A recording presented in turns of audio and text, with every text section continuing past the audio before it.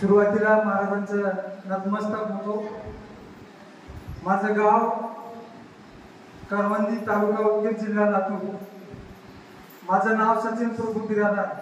माझ्या वडिलांचं नाव प्रभू माधवराव बिरादार। माझ्या वडिलांनी रागाच्या भरामध्ये राऊंडअप औषध पिलेलं होतं। पिल्यानंतर 2 दिवसानंतर ऑक्सिजन लेवल 0.7 आणि बीपी 214 आणि ठोके सुद्धा एकदम कमी होते। आणि डॉक्टरने सांगितलं होतं मला जेवढं होतं तेवढं मी केलंय आणि आता पर्याय नाही, यापुढे तू घरला घेऊन जा, तुला जे जमल ते कर। मी डॉक्टर साहेबांना सांगितलं साहेब अजून काही प्रयत्न करा। साहेबांनी सांगितलं आता माझा जेवढा प्रयत्न होता मी केलंय, आता तू याच्या पुढे पैसे सुद्धा घालण्याचा तू मानसिकतेमध्ये राहू नको, तू घराकडे घेऊन जा असं सांगितले। आणि महाराजांचे शिष्य माझे भाऊ आहेत। माझ्या भाऊने सांगितलं आपण महाराजाला फोन करून आपण महाराजांना इथं बोलवू।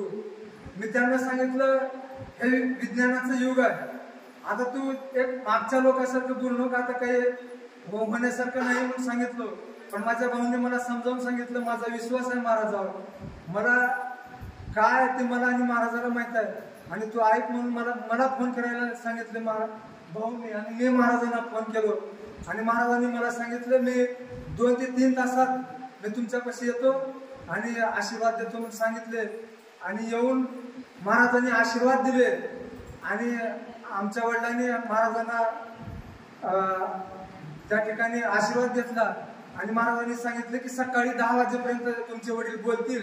तर खरंच सकाळी ऑक्सिजन लेवल आला आणि ऑक्सिजन तिथे डॉक्टरने काढलं आणि 10 वाजता आमच्या वडिलांनी बोलले। एक चांगलं आम्हाला जर आमच्यामधून सर्वस्व निघून गेलं होतं ते महाराजांनी पुन्हा आम्हाला त्या ठिकाणी जन्म आमच्या वडिलांचा दिला, जीवनदान दिलं, त्याबद्दल महाराजांचे उपकार आम्ही शब्दामध्ये कुठेही फेडू शकत नाही।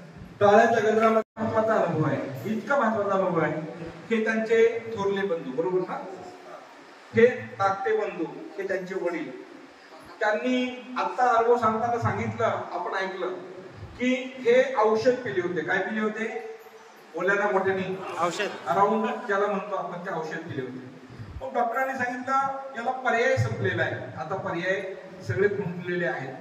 त्यांचा बीपी जो आहे 0.7, बरोबर ना, 0.7 बीपी ऑक्सिजन गेला होता। म्हणजे 7 म्हणजे माणूस संपल्यात जमा आहे, नाकात फक्त नळ्या होत्या आणि डोळे झाकलेले होते। डॉक्टरांनी सांगितलं त्याला पर्याय नाही। त्याच्यानंतर हे आपले भक्त आहेत इथले, आणि इथले भक्त आहेत लाडाचे भक्त आहेत माझे।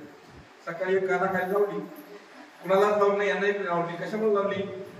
प्यायची पुन्हा थोडी पेलो म्हणजे एक तुला फार सुटका देत, कुणाला नाही दिलं, यांना एक केला दिलं। असं मला सांगायचं हेच की याने सांगितलं धाकट्या भावाला की आपण महाराजांना बोलवूया। ते म्हणजे महाराज काय करणार तिथे? डॉक्टरांनी सांगितलं पर्याय नाही, महाराज काय करणार? आपण संघटित होत आहेत, कलियुगात आहेत आणि या ठिकाणी असं काय चालणार आहे किंवा असं काय होणार आहे? काही नाही म्हणजे फक्त मी सांगतोय म्हणून फक्त महाराजांना बोललो। शेवटी थोरला भाऊ म्हणून धाकट्या भावाने ठीक आहे म्हणले, काय हरकत नाही, बोलवून घेतलं। आम्ही संध्याकाळी 7 वाजता तिथं पोहोचलो। इथून निघतानाच दत्त महाराजांना विनंती केली होती की यांचं चांगलं झालं पाहिजे। महाराज हे पेशंट जे आहे ते कोम्यात होतं, डॉक्टरांनी सांगितलं की याला पर्याय नाही, हे घरी घेऊन जावं। परंतु आशीर्वाद दिला, डोळे उघडले आणि पहिल्यांदा मला रामराम केला आणि दुसऱ्या दिवशी सकाळी 10 वाजल्यापासून बोलायला सुरुवात केली। हेच ते आहे, ते सांगतायत की आता माझं छान चाललंय। टाळ्याच्या गजरामध्ये आपण त्यांचं स्वागत करूया, धन्यवाद देतो, आशीर्वाद देतो। मी आणतो का तिथं? आलतो।